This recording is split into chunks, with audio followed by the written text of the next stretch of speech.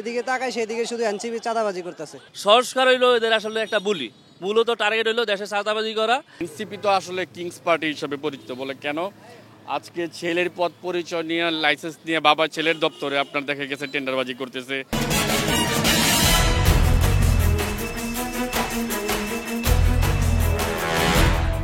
দর্শক শুভেচ্ছা। ক্ষমতা নাকি জনতা, আপনি কোন পক্ষে?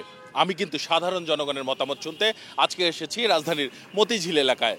আমি আসিফ সুমিত, ২১শে টেলিভিশনের নিয়মিত আয়োজন জনতার কথা অনুষ্ঠানে সমসাময়িক ইস্যুতে শুনবো সাধারণ মানুষের প্রতিক্রিয়া। আমাদের প্রত্যাশা দেশে শক্তিশালী গণতন্ত্র, আমরা চাই সরকারকে সহায়তা করতে। দর্শক, সাধারণ মানুষের কাছে যাওয়ার আগে একটি প্রসঙ্গ উল্লেখ করতে চাই। সম্প্রতি এনসিপির ১০ নেতাকর্মীর বিরুদ্ধে চাঁদাবাজির অভিযোগ উঠেছে। মূলত গণ অভ্যুত্থানের অন্যতম শক্তি এই এনসিপি রাজনৈতিক দল গঠন করার পর থেকে এই ধরনের অভিযোগ সাধারণ মানুষ কিভাবে দেখছেন? গণ অভ্যুত্থানের পরে বাংলাদেশে তাদের প্রতি জনগণের একটা সিম্পিতি ছিল, যে তাদের কাছে ভালো কিছু আশা করতেছে, চেয়েছিল যে তাদের দ্বারা কিছু একটা হবে। যেদিকে তাকাই সেদিকে শুধু এনসিপি চাঁদাবাজি করতেছে, এটাই আমরা দেখতেছি, আর কিছু দেখতেছি না। এখন অন্য কেউ করলো, বিএনপি করলো, বিএনপি খুব কম করছে। এখন বিএনপির দলের থেকে খুব চাপের কারণে বিএনপি এখন অফ আছে, এখন কোনো বিএনপির কোনো চাঁদাবাজি নাই। সংস্কার হইলো এদের আসলে একটা বুলি, মূলত টার্গেট হইলো দেশে চাঁদাবাজি করা, দেশের অর্থ সম্পদ লুট করা।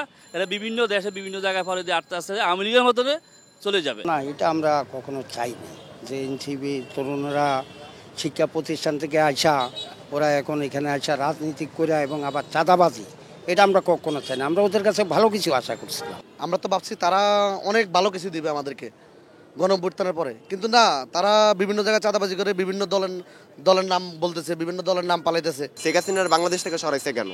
দেশটা যেন শান্তিপূর্ণ থাকে, দেশটা যেন ভালোভাবে চলাফেরা করে, জনগণরা যেন শান্তশিষ্ট থাকতে পারে। তো চাঁদাবাজি করতেছে, দেশটা আরও খারাপ পর্যায়ে চলে যাচ্ছে। আমরা এই ধরনের তো আমরা কখনো চাই নাই। প্রথমে মনে করছিলাম এনসিপি অনেক শক্তি আসবে দেশে, কিন্তু এখন বলা যাচ্ছে না, ওরা আওয়ামী লীগের মতোই কার্যকর শুরু করছে। না, আমরা তো এরকম চাই না। আমরা চাইছিলাম যে দেশটা সুন্দর মতন চলবে, সবাই ভালোভাবে চলবে, সবাই আমরা ভাই ভাই। এনসিপি তো আসলে কিংস পার্টি হিসেবে পরিচিত বলে কেন আজকে ছেলের পদ পরিচয় নিয়ে লাইসেন্স নিয়ে বাবা ছেলের দপ্তরে আপনার দেখা গেছে টেন্ডারবাজি করতেছে। পরবর্তীতে যখন ধরা খায় ছেলে বলতেছে আমি জানি না। আসলে শস্যের ভিতরেই ভূত কেন জানি না, কারণ যে বাবা জন্ম দিয়েছে ছেলেকে, ওই ছেলে একটা মিনিস্টারি পাওয়ার নিয়ে আপনার উপদেষ্টা হয়েছে, আর সেই উপদেষ্টার মণ্ডলীর সদস্য হয়ে আপনার বাবা যদি আপনার ওই দপ্তরে টেন্ডারের কাজ নিয়ে থাকে, সেই ক্ষেত্রে তো সাধারণ মানুষ আমরা তো ওই আগের মতোই দেখছি। ওই স্বৈরাচার হাসিনা সরকার আমলে যা হয়েছে, আওয়ামী লীগ যেটা করেছে তার থেকে ভয়াবহ অবস্থা দুর্নীতি আকার করেছে। সেই এনসিপির মধ্যে সেই দুর্নীতিটা আবার আওয়ামী লীগের মতো বিস্তার লাভ করতে পারছে। নাহিদ সাজ্জিদ যারা আছে এনসিপির, তারা আমাদের দেশটাকে সুন্দরভাবে পরিচালনা করবে, যেই করাপশন সেক্টরগুলো আছে দুর্নীতিগুলো বন্ধ করবে। কিন্তু আমরা যাদের মধ্যে দুর্নীতি বন্ধ করার জন্য তাকিয়ে থাকি, তারাই যদি দুর্নীতি করে, তাহলে এই জনগণরা কি করবে? অনেক ধন্যবাদ আপনাকে। দর্শক, আপনারা শুনছিলেন সাধারণ মানুষের প্রতিক্রিয়া।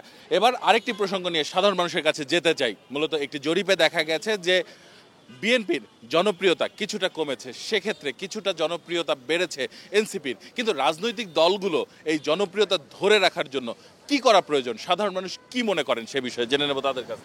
আমরা চাই সুন্দর একটা দেশ হবে, সেই দেশে কোনো হানাহানি মারামারি কোনো কিছুই থাকবে না, স্বাধীনভাবে মানুষ চলতে পারবে, নির্ভয়ে চলতে পারবে। দলগুলো আরও সূক্ষ্ম হইতে হইব, নেতাকর্মী অ্যাক্টিভ হইতে হইব।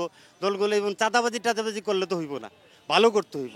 এনসিপি হোক, বিএনপি হোক, আওয়ামী লীগ হোক, সব দলের অংশগ্রহণমূলকভাবে একটা ভালো একটা সুন্দর একটা নির্বাচন চাই আমরা। সামনে যাতে চাঁদাবাজি না হয়, আমরা যারা মানে ভুল ত্রুটি যতটুকু হয়েছে, সামনে নতুন করে নতুন বাংলাদেশ আমরা দেখতে চাই। একটি দেশ সুন্দরভাবে গঠন করতে গেলে এই বিভেদ ভুলে যে একটা ঐক্য গঠন করতে হবে। ঐক্য গঠনের পাশাপাশি আমরা বাংলাদেশ থেকে চাঁদাবাজ মুক্ত বাংলাদেশ চাই, দুর্নীতিমুক্ত একটি বাংলাদেশ চাই। রাজনৈতিক দলগুলা শুধু তাদের নিজেদের ইচ্ছাটাই পূরণ করার জন্য যেগুলো করণীয় সেগুলো করতেছে, কিন্তু জনগণের ইচ্ছা তারা পূরণ করতে চাচ্ছে না, মানে করতেছে না।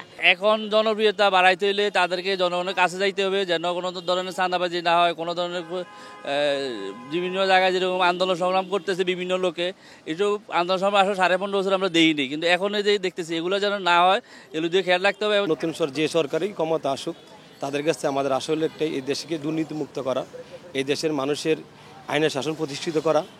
দলগুলা ভাই ভালো ভূমিকা, ভালো কিছু আশা করলে ভালো কিছু করতে হবে, যদি আমরা ভালো কিছু পাইতে চাই।